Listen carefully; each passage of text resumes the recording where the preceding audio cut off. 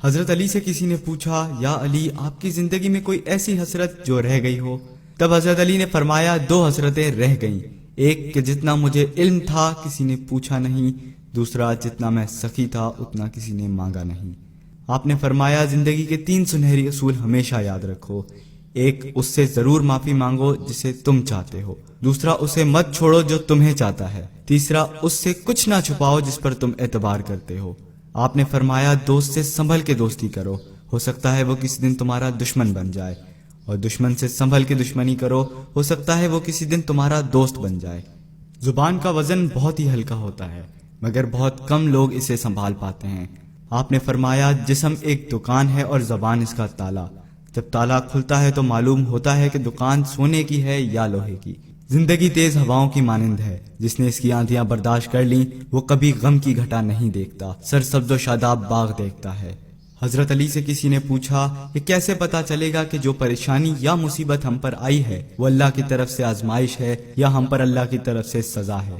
آپ نے جواب دیا، جو مصیبت تجھے اللہ کی طرف لے جائے وہ آزمائش ہے، اور جو مصیبت تجھے اللہ سے دور کر دے وہ سزا ہے۔ حضرت علی کے پاس ایک یہودی آیا اور کہا، میں نے سنا ہے کہ جب آپ مسلمان عبادت کرتے ہو تو وسوسے اور خیالات آتے ہیں، جبکہ ہم عبادت کرتے ہیں تو ہمیں نہیں آتے۔ حضرت علی نے جواب میں فرمایا، اگر ایک گھر فقیر کا ہو اور ایک گھر امیر کا تو چور کہاں جائے گا؟ یہودی نے کہا، امیر کے گھر میں۔ حضرت علی نے فرمایا، تبھی تو شیطان ان کو ستاتا ہے جن کے دل میں اللہ ہو، جن کے دل میں اللہ کی محبت نہیں ہوتی وہاں شیطان کا کیا کام؟ آپ نے فرمایا، جب تمہاری جان کو خطرہ ہو تو صدقہ دے کے جان بچاؤ، اور جب تمہارے دین کو خطرہ ہو تو جان دے کر دین بچاؤ۔ آپ نے فرمایا کہ زندگی 2 دن کی ہے، ایک تمہارے حق میں، دوسرا تمہارے مخالف۔ جس دن تمہارے حق میں ہو اس دن غرور مت کرنا، جس دن تمہارے مخالف ہو اس دن صبر کرنا۔ کسی کی مدد کرتے ہوئے اس کے چہرے کی طرف مت دیکھنا، ہو سکتا ہے ان کی شرمندہ آنکھیں تمہارے دل کے اندر غرور کا بیج بو دیں۔ 3 چیزیں ایمان کو تباہ کر دیتی ہیں، امیروں کی محفل، عورتوں کی صحبت اور جاہلوں سے بحث۔ حضرت علی نے فرمایا، جانور میں خواہش اور فرشتے میں عقل ہوتی ہے، مگر انسان میں اللہ تعالیٰ نے دونوں رکھی ہیں۔ اگر وہ عقل دبا لے تو جانور، اگر خواہش کو دبا لے تو فرشتے کی مانند ہو جاتا ہے۔ آپ نے فرمایا، اپنے جسم کو ضرورت سے زیادہ مت سنوارو، اسے تو مٹی میں مل جانا ہے۔ سنوارنا ہے تو اپنی روح کو سنوارو، کیونکہ اسے تو رب کے پاس لوٹ کے جانا ہے۔ مومن کی مثال ترازو کے پلڑے جیسی ہوتی ہے، جس قدر اس کے ایمان میں اضافہ ہوتا ہے اتنی ہی اس کی آزمائش بڑھتی ہے۔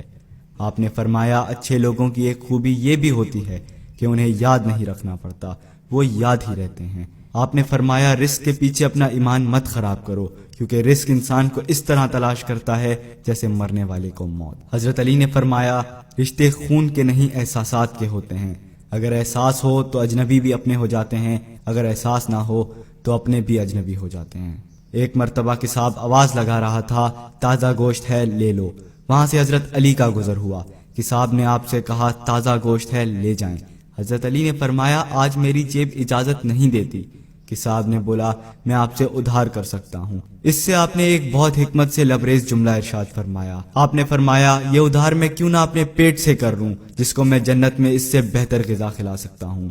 حضرت علی نے فرمایا، لفظ انسان کے غلام ہوتے ہیں مگر صرف بولنے سے پہلے تک، بولنے کے بعد انسان اپنے لفظوں کا غلام ہو جاتا ہے۔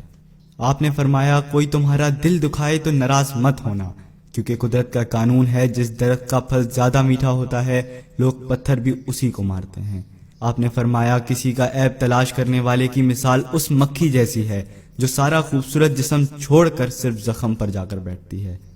آپ نے فرمایا، اچھا دوست چاہے کتنا بھی برا بن جائے کبھی اس سے دوستی مت توڑنا، کیونکہ پانی چاہے کتنا بھی گندا ہو آگ بجھانے کے ضرور کام آتا ہے۔ آپ نے فرمایا، زندگی کے ہر موڑ پر صلح کرنا سیکھو، کیونکہ جھکتا وہی ہے جس میں جان ہوتی ہے، اکڑنا تو مردے کی پہچان ہوتی ہے۔ دوست ہو یا پرندہ دونوں کو آزاد چھوڑ دو، اگر لوٹ آیا تو تمہارا، نہ لوٹ کر آیا تو تمہارا وہ کبھی تھا ہی نہیں۔ بادشاہ نے وزیر کو انگوٹھی دی اور کہا، اس پر کوئی ایسا فقرہ لکھوا لاؤ جسے میں خوشی میں پڑھوں تو اداس ہو جاؤں اور غم میں پڑھوں تو خوش ہو جاؤں۔ وزیر گیا اور انگوٹھی پہ یہ لکھوا لایا کہ یہ وقت بھی گزر جائے گا۔